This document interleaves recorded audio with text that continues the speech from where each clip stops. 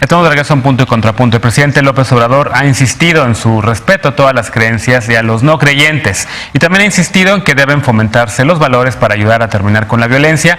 Y para ayudarle parece que los primeros en la línea son los miembros de la Confraternidad Nacional de Iglesias Cristianas Evangélicas, Confraternice, que en reiteradas ocasiones han destacado en su cercanía con el mandatario y que según una investigación de Mexicanos contra la Corrupción y la Impunidad, esa cercanía ya llegó a la Secretaría del Bienestar. ¿Cómo está el caso? Veamos el contexto. Además de ser invitados por el mandatario a distribuir la cartilla moral, representantes de las iglesias cristianas evangélicas trabajan en la administración federal. Mexicanos contra la Corrupción y la Impunidad dio a conocer que 2 pastores y el hijo del presidente de la Confraternidad Nacional de Iglesias Cristianas Evangélicas trabajan en la Secretaría de Bienestar.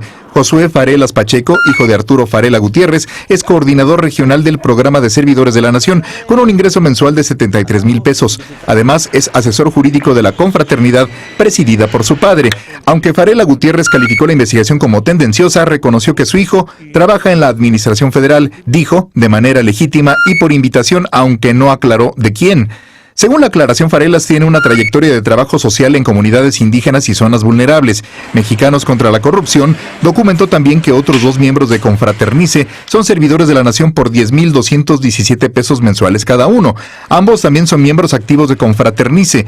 Vital Pineda como secretario nacional y pastor de la Iglesia Comunidad Cristiana Vida Nueva en la Ciudad de México, y Ricardo Camarero Salcedo es hijo del tercer vicepresidente de Confraternice, Ricardo Camarero Viniegra. El presidente López Obrador se ha reunido en varias ocasiones con el líder de Confraternice, Arturo Farela Gutiérrez, en las que ha estado Farelas Pacheco, aunque no se ha aclarado si en su calidad de líder religioso o como funcionario público. Farela Gutiérrez dijo el pasado 5 de julio que las iglesias de su confederación difundirán la cartilla moral en sus templos, casa por casa y en eventos multitudinarios.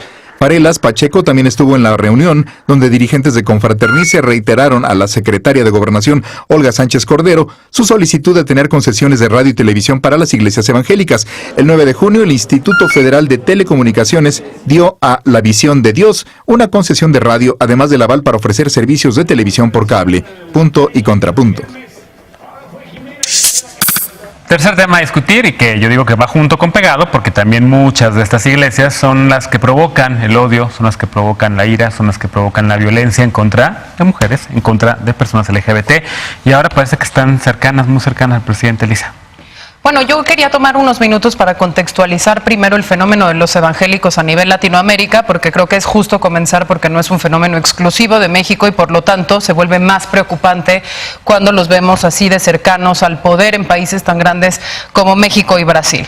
Primer fenómeno a analizar un poco en esta mesa es que parece ser que el crecimiento de las iglesias evangélicas, tanto en poder como en recursos como en número de adeptos, está directamente relacionado al decrecimiento de la Iglesia Católica en su influencia por generar una opción de fe, de comunidad y de acción social, ¿no? Entonces, mientras que la Iglesia Católica ya se ubica al 69% del total de los creyentes de América Latina, ¿no?, bajando de niveles superiores a los 80 o 90%, las iglesias evangélicas van acumulando un 19% de crecimiento positivo en periodos de 3-4 años, cosa que es pues digno de analizarse. Ahora, en México siguen por arriba del 80% de las católicas, ¿no? Sí, pero Centroamérica es justo la región que pierde más adeptos de las iglesias católicas, y dependiendo de dónde lo mires, por estados hay estados como Chiapas en donde ya las relaciones están pues prácticamente en condiciones de igualdad los unos contra los otros y próximos a superar los evangélicos.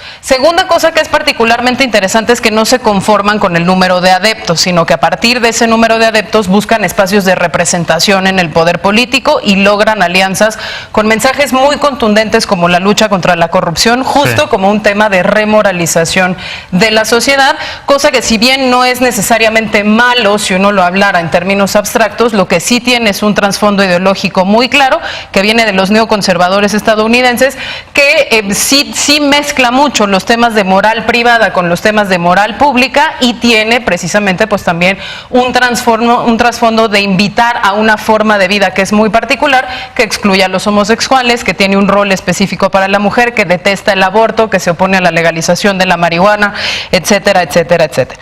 Y tercera cosa particularmente importante es que no solo buscan las representaciones de poder a partir de alianzas electorales y el posicionamiento de sus propios candidatos, sino que además se van haciendo de espacios particularmente interesantes en los medios masivos de comunicación y las redes sociales. Solo por citarles un ejemplo, el hijo de un pastor fundamentalmente influyente en Brasil es el titular de la fracción brasileña de CNN, ¿no? Y esos controlan pues equipos de reporteros, de investigadores, de camarógrafos, etcétera, en los miles de personas que sitúan de manera estratégica en Argentina, en Chile, en Paraguay, en el resto de las Américas. Aquí estamos viendo un debate bien interesante. Sé que Lecona trae algunos datos sobre las concesiones de los espacios públicos, el repartir la cartilla moral, pero cuando entonces vemos estas tres cosas juntas, influencia social, poder político y poder mediático, pues estamos frente a un nuevo grupo de poder que no podemos ignorar independientemente de si estamos de acuerdo o no con sus valores éticos y religiosos. Sin duda. A ver, Lecona, tus datos. Yo traigo otros datos. Yo tengo otros datos.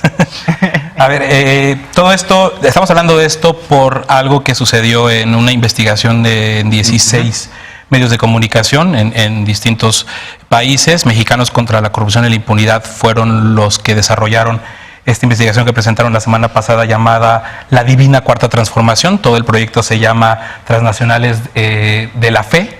Y creo que es realmente alarmante, creo que es algo de lo cual no hemos hablado lo suficiente y que también se ha perdido entre Rosario Robles y un montón de coyunturas, ¿no? Sí. A ver, existe un personaje principalísimo en esta historia, que es Ralph Drollinger, que dirige un grupo el grupo de estudios públicos bíblicos de la Casa Blanca, donde asisten Mike Pompeo, Mike Pence, entre otros funcionarios de la Casa Blanca muy cercanos a Trump. Desde hace mucho tiempo, o sea, desde antes de la elección de México, de las pasadas elecciones, han estado formando este tipo de grupos, este tipo de asociaciones. La que tenemos que ponerle toda la atención en el mundo es la Alianza para la Defensa de la Libertad, ADF, que a su vez tiene una filial que se llama Political Network for Values, de la cual se desprende una organización, que es la que nos interesa de sobremanera, se llama Incluyendo México AC. Esta organización en 10 años ha recibido de donaciones alrededor de 62 millones de dólares para actividades anti-aborto, anti-homosexuales, anti la agenda progresista, para decirlo claro, ¿no?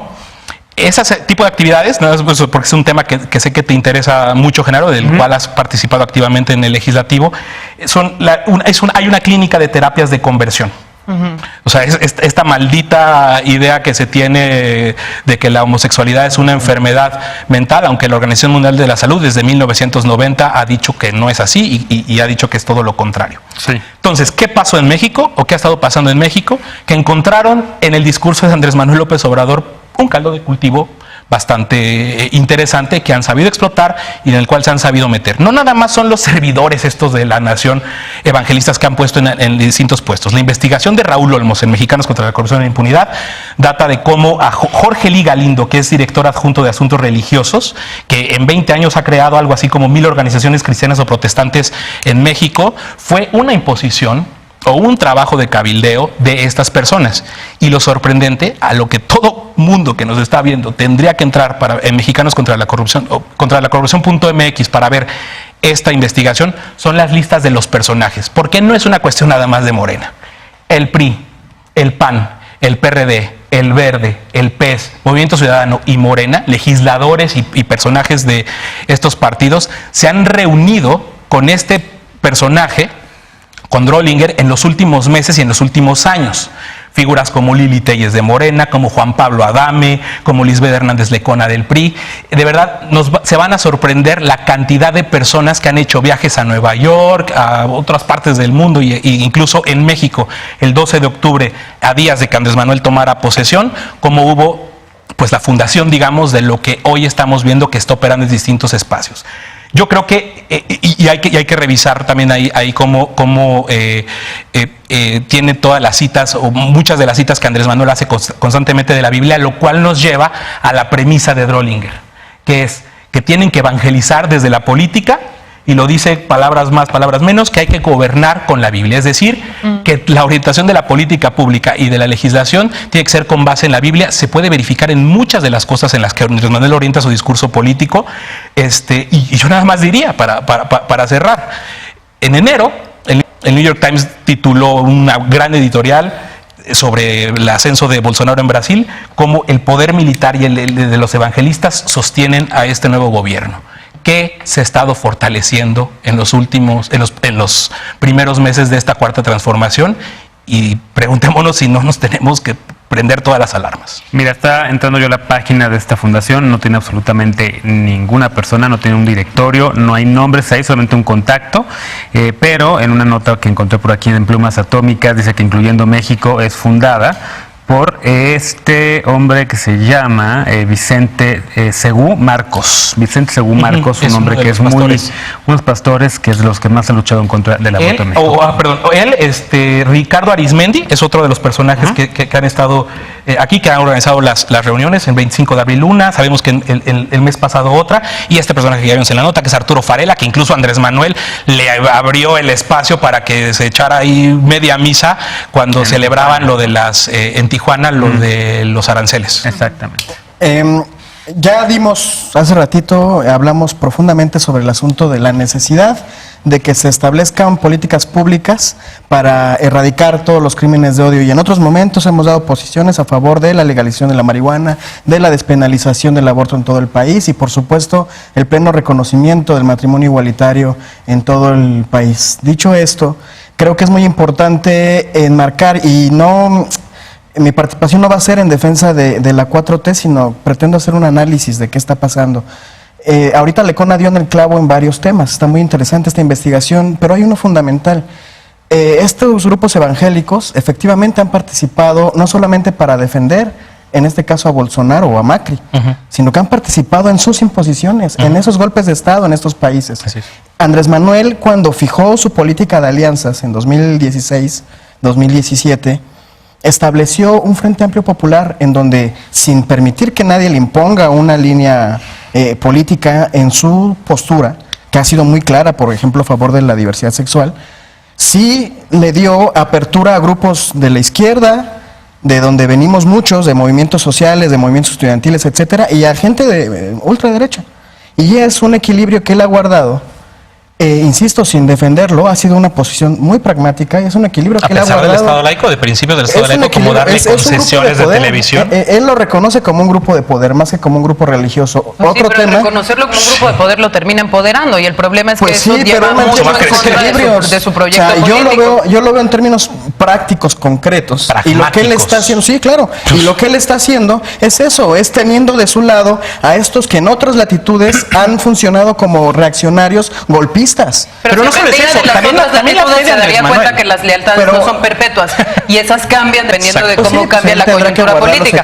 Ojalá le alcance. También creo que hay un elemento de la fe del propio Andrés Manuel, donde se ha reconocido, todos sabemos, que reza, que se hinca con Arturo Farela en Palacio Nacional. A ver, ¿por qué no? Como se acabó el tiempo, ¿por qué no les propongo que el próximo miércoles... Que el programa dure 2 horas. Recuperamos este tema. Le vamos a quitar una hora. Si es pragmático, si ya tiene uno que tomar una postura del presidente sobre a cuáles grupos va a apoyar, si es a estos grupos ultrarreligiosos a los que le están pagando ya nóminas de secretarías de Estado, o si es a las causas progresistas. ¿Si quieren lo recuperamos el miércoles? Sí. ¿Compromiso? Va, ahí está. Bueno, regresamos, una pausa, regresamos con la paparrucha de esta noche. Se nos fue el tiempo, pero...